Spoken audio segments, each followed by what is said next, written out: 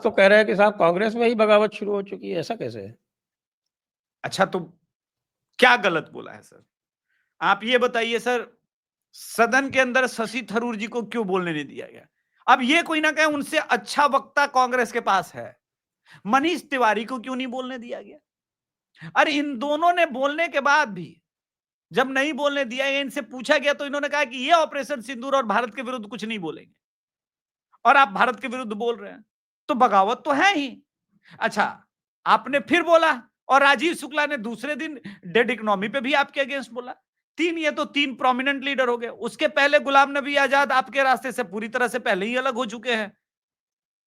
इससे पहले ऐसा थोड़ी कि पहली बार ये टूट रहा है। सिंधिया आपके मित्र हुआ करते थे, परम मित्र हुआ करते थे, वो टूटे। मिलिंद देवड़ा खानदानी कांग्रेस थे, वो टूटे। और अभी तो बिहार के बारे में बताने वाला हूं, किनकी हालत खराब होने वाली है। परंपरागत कांग्रेसी वोटर जो कभी भाजपा के ना हुए सवर्ण, वो क्यों कांग्रेस की तरफ नहीं जा रहे हैं?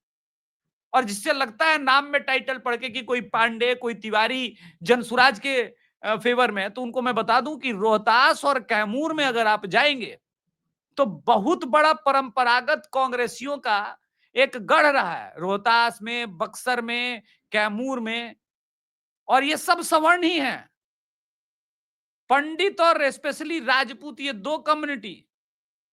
लेकिन चूंकि आपका हिंदू द्रोह सुधर नहीं रहा है और वो भाजपा से मेल खाते नहीं, तो उन्होंने आसान ऑप्शन निकाला इस बार की जनसुराज चल लेते हैं। मुझे तो डाउट है कि इस बार ये बक्सर का चुनाव, क्योंकि वहां एक कांग्रेस का ऐसा कैंडिडेट है जो भारी पड़ता है बीजेपी, वो उसका पर्सनल स्टेचर ऐसा है। मुझे तो डाउट है कि वो बक्सर भी शहर का चुनाव जीतेंगे कि नहीं। बाकी तो इस बार हवा है। तो दिख रहा है ना सर, आमने सामने की इस लड़ाई में दिख रहा है कि भाजपा और राजद के बीच जब हम लोग ग्राउंड पर जाते हैं तो क्लियर एक विजिबल दिख रहा है वो मार्क जो गुजरात में दिखता है कि हाँ 10-11% का वोट शेयर का गैप, वो ग्राउंड पर आप जाएंगे, ग्राउंड जीरो पर वो दिख रहा है। तो लोग कह रहे हैं क्लोज लड़ाई है, क्लोज लड़ाई है। मुझे बिहार में अभी क्लोज लड़ाई जाती हुई नहीं दिख रही है। पप्पू मेहनत करेगा तो हो जाएगा ना। हाँ, तब 15% होगा। अभी 10% के आसपास का गैप है, वो 15% की तरफ शिफ्ट होगा। ये बात आपकी ठीक है, मैं मानता हूं सर। नहीं, मैं चाहता हूं कि वो परिश्रम करें, उनका मेहनत ही देखिए 2-3 राजद का बंद, 2-3 और स्टेटमेंट 1990 वाला सिचुएशन लेके आ जाएंगे कि भाई लालटेन युग में लेके आएंगे। अभी 20-22 घंटे इलेक्ट्रिसिटी गांव में रह रही है।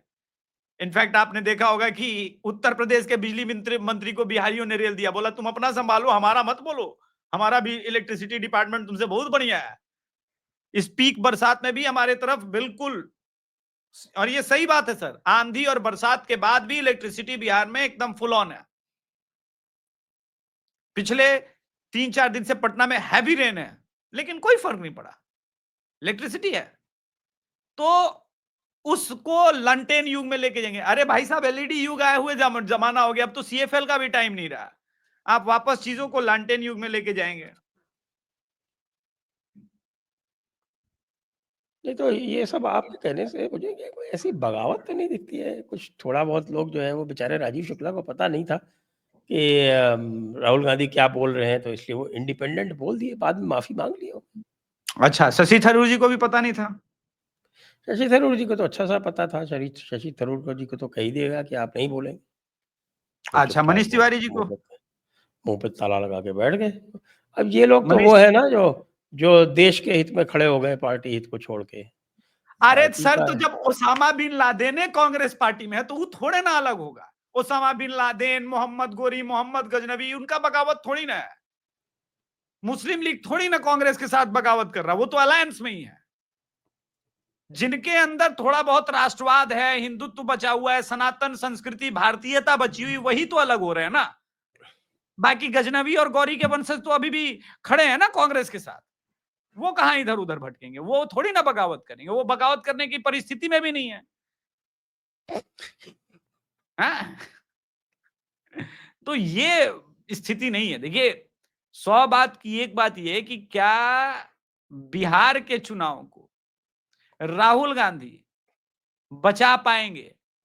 तेजस्वी यादव के पास इतना समय नहीं है सर, ये आखिरी चुनाव है, अगर इस बार सीएम बन गए तो बन गए, नहीं तो ऐसा कलेश मचेगा परिवार में। ये तो जब तक लालू प्रसाद जी जीवित है तब तक है, एक बार वो दिवंगत हो गए तो पार्टी संभलनी है इनसे।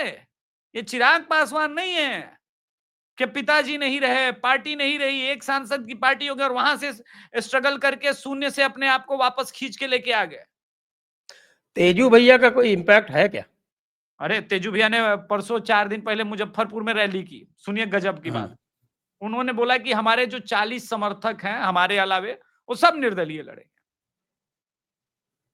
अब 40 समर्थक निर्दलीय लड़ेंगे। देखिए सर, एक उदाहरण देते हैं जहानाबाद लोकसभा सीट 2019 के लोकसभा चुनाव का।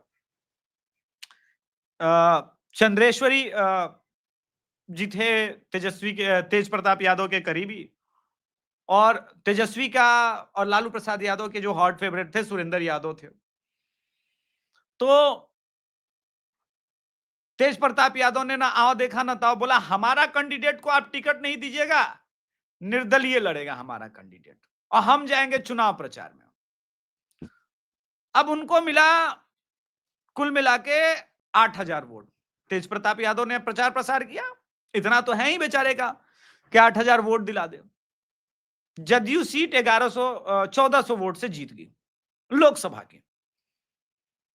हर जगह 4-5 हजार भी इसके कैंडिडेट वोट पा गए तो स्थिति क्या बनेगी सर विधानसभा में, आप सोच सकते हैं।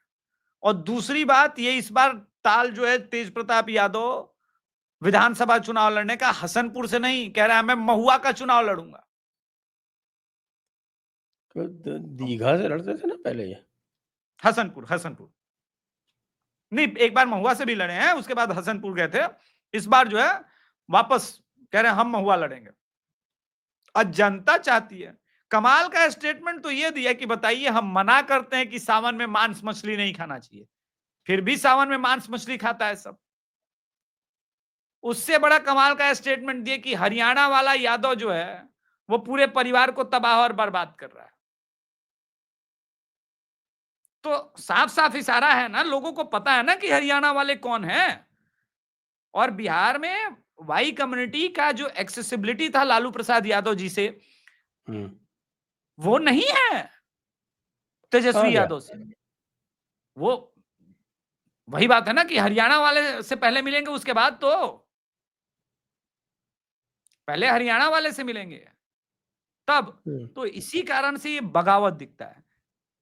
ऐसा नहीं कि पप्पू यादव ने तमाम प्रयास नहीं किए, बोला कि मेरा कांग्रेस आत्मा है, कुछ भी हो जाएगा, मेरा पति मेरा देवता है, सब कुछ कर लिया, राजद के लिए सब कुछ समर्पित कर दिया, लेकिन अपनी राजनीति नहीं त्यागेगा ना संजय सर। पूर्णिया में वो नहीं चाहेगा ना उस लोकसभा में कि राजद समर्थक विधायक बने ताकि 2029 के चुनाव में वो सांसद भी ना रहे। वो ये नहीं चाह सकता। और आपने देखा होगा वहां बाई इलेक्शन हुआ था, निर्दलीय कैंडिडेट को पप्पू यादव ने जितवा दिया, राजद पांव पटकती रह गई वहां भी। उसी प्रकार से अब मधुबनी में भी एक यादव जी हैं जो पिछली बार उजियारपुर से निर्दलीय लड़े थे। इसी प्रकार से नवादा में है राजवल्लभ परिवार की फैमिली, वो भी लालू प्रसाद यादव से दूर हो गई। और रीतलाल यादव जी को तो इस बार टिकट मिलेगा नहीं राजद से। उन्होंने तो हाई कोर्ट में जाके बोला भैया हमको इच्छा मृत्यु दे दो यार, छोड़ो यार, बहुत तकलीफ हो रहा है नीतीश राज में। तो उनका भी बैकग्राउंड और ये खराब परिस्थिति में पहुंच रहा है, तो कोई ना कोई वहां भी निर्दलीय लड़ेगा या राजद को वहां रहेगा। तो अगर आप देखेंगे टेक्निकली तो विवाद तो वाई कम्युनिटी पर हर जगह है। यही तो चुनाव है, इसी चुनाव में तो लड़ना है, जीतना है, निपटना है। इसलिए तेजस्वी यादव को जिस राह पर लेके जा रहे हैं हरियाणा वाले, वो राह हार की तरफ जाता है, जीत की तरफ नहीं जाता है। और अगर हरियाणा वाले आईटी सेल के जो संचालक वंचालक हैं उनको ये लगता है कि 2015 का चुनाव उनके एक ट्वीट मात्र से वो जीत गए थे, मोहन भागवत के स्टेटमेंट को पकड़ के और लालू यादव के ऑफिशियल अकाउंट से जो ट्वीट हुआ था उसके पीछे ब्रेन बिहाइंड द सीन वही थे। अब उनको लगता है बिहाइंड द सीन होने के कारण वो जीत गए, तो वो एक बड़ी बात भूल रहे हैं कि जदयू उस वक्त अलायंस पार्टनर थी, नीतीश कुमार स्वयं मुख्यमंत्री का चेहरा थे और नीतीश कुमार का वोटर ब्रेड पे बटर जैसा है सर। वो बीजेपी का ब्रेड हो या राजद का ब्रेड हो, बटर की तरह लग जाता है, पूरा एकदम मक्खन, पता नहीं चलेगा। तो ये कैपेबिलिटी सब में नहीं होती, हुँ, नीतीश जी ये में तो है बात कम है। से कम।